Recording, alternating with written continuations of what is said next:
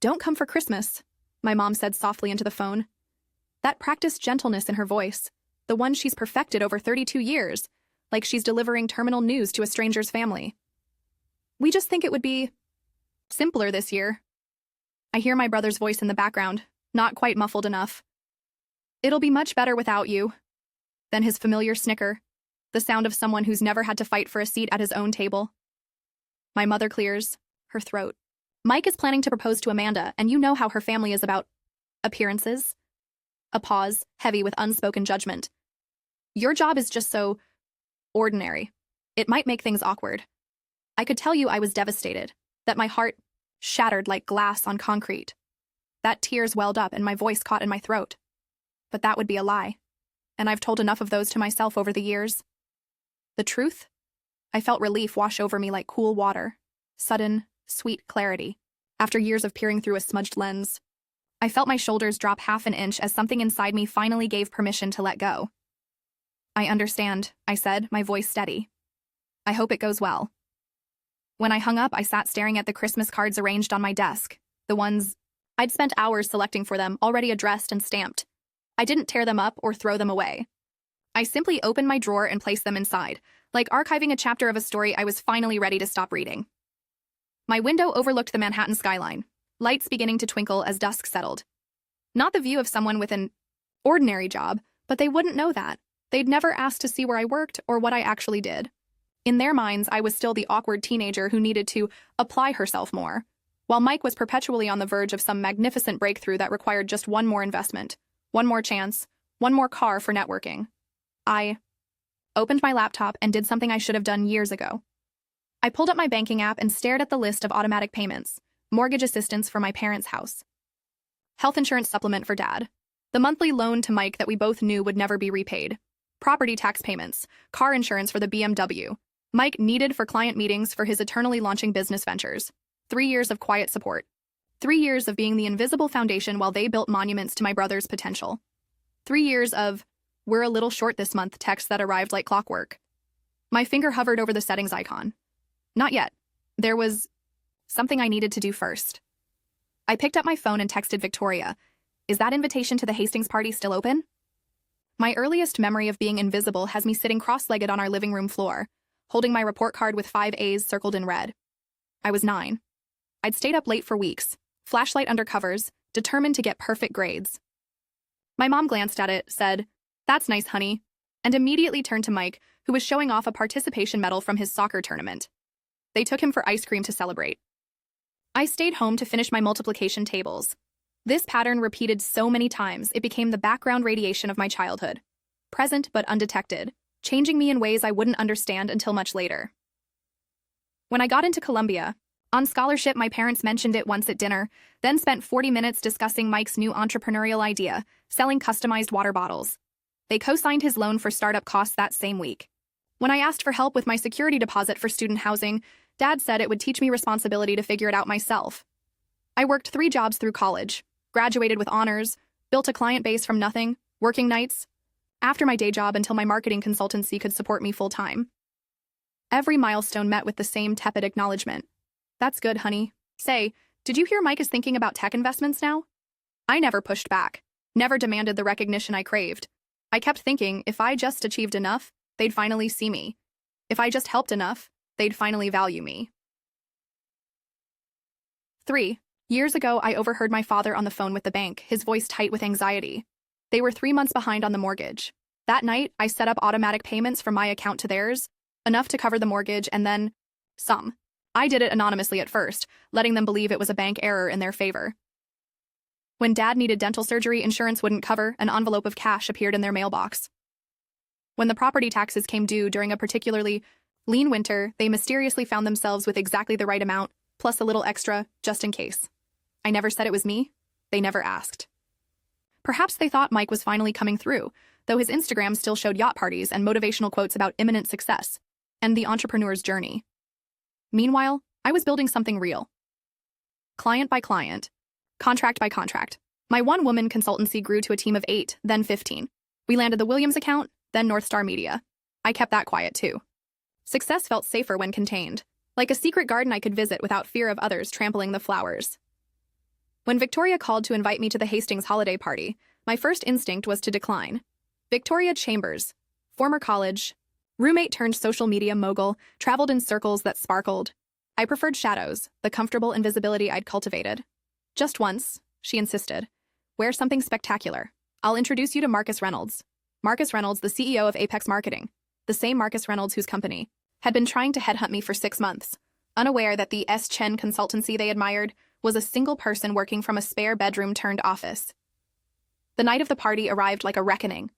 I wore black, a sleek column dress with an architectural neckline that made me look taller, more confident than I felt. Victoria met me at the entrance, champagne already in hand. "You look amazing," she said, meaning it. "Ready to be seen?" The high question hit harder than she knew. Ready to be seen. Had I ever been? The party swirled around me in fragments, crystal glasses catching light, laughter bouncing off marble surfaces, the precise rhythm of social choreography as people moved between groups. Victoria kept her word, introducing me to everyone, her hand firm on my elbow. "This is Sophia Chen," she'd say, "the marketing genius behind the North Star campaign." The first few times, I instinctively deflected. It was a team effort, or we got lucky with timing. Victoria squeezed my arm painfully after the third time. "Take the credit," she whispered. "It was your work, your vision." By the time Marcus Reynolds appeared at my side, something had shifted. Perhaps it was the champagne, or Victoria's persistence, or simply the weight of years spent diminishing myself finally becoming too heavy to carry. "Ms. Chen," he said, extending his hand. "I've been hoping to meet you.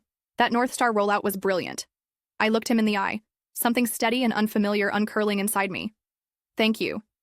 It was my design from concept to execution." The words tasted strange on my tongue. Not bitter, not sweet, just true. We talked for 30 minutes. He asked intelligent questions. I gave honest answers. When he mentioned a position at Apex, I found myself saying, "I'm not looking to be acquired, but I might consider a strategic partnership."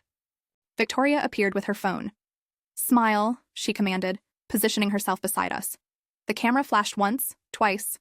Marcus pulled in the host, James Hastings himself, and suddenly I was centered in a group of industry titans, all laughing at something I'd said about market segmentation.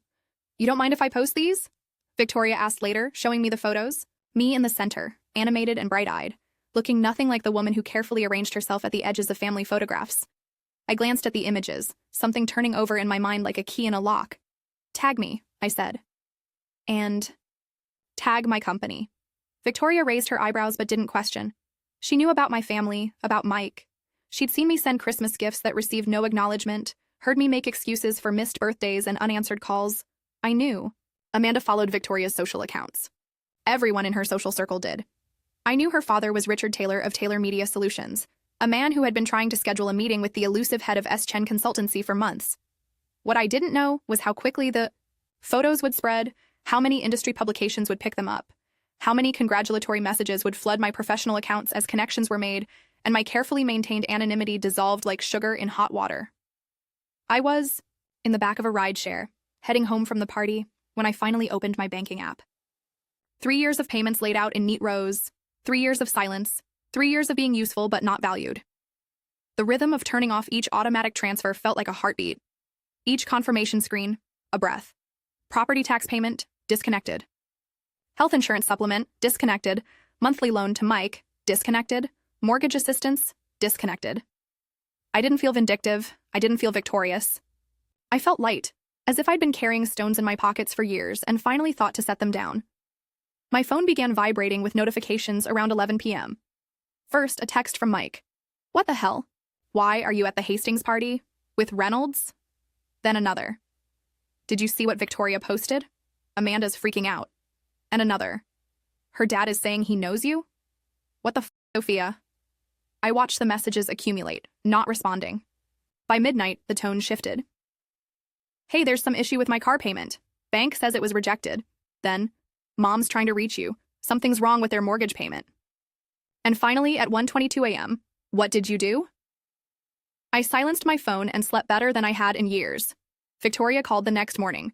"You won't believe this," she said, voice bright with gossip. "Amanda Taylor dumped your brother last night.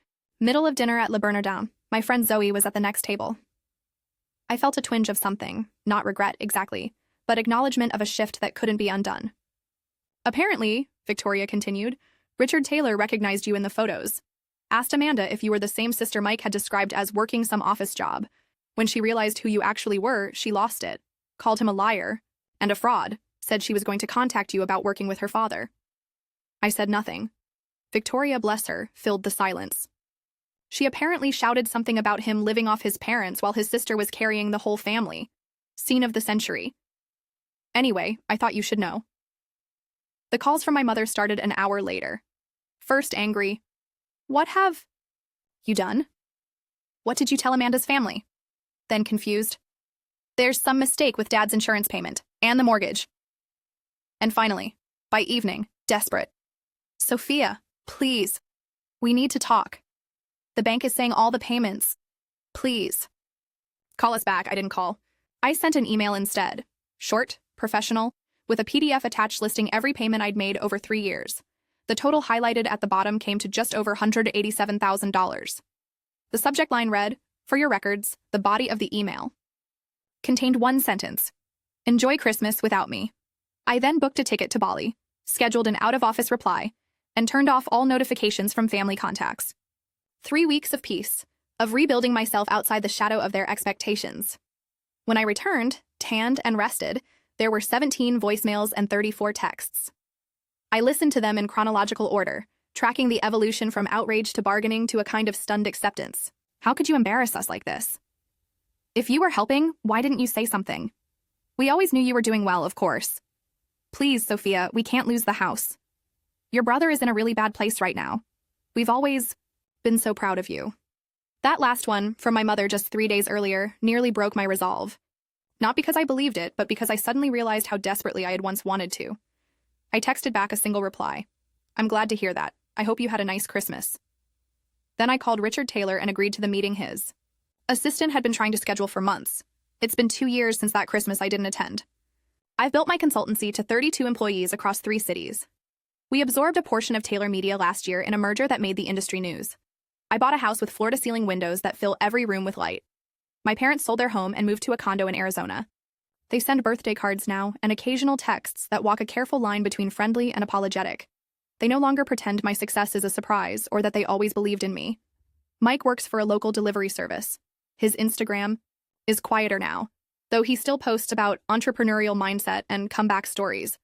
I sent him gift cards on his birthday and Christmas, not out of spite, but as a reminder that I choose to be different from them. Amanda now heads one of my project teams. We never discuss Mike, though sometimes we exchange knowing glances during meetings. She's talented and driven, and never once has she called my work ordinary. Victoria hosts our annual Christmas party. Last year, she proposed a toast to being seen. My team cheered, not knowing the history behind her words. I caught her eye across the room and mouthed, "Thank you." Sometimes I wonder if it was worth it. Dismantling the false family narrative, creating this new life where I'm visible, valued for who I am rather than what I provide. Then I remember the peace I feel waking up without dread, the lightness. In my shoulders, the way I can look at my own reflection and recognize the woman looking back. I never set out to teach them a lesson. I simply stopped participating in a story that required my erasure.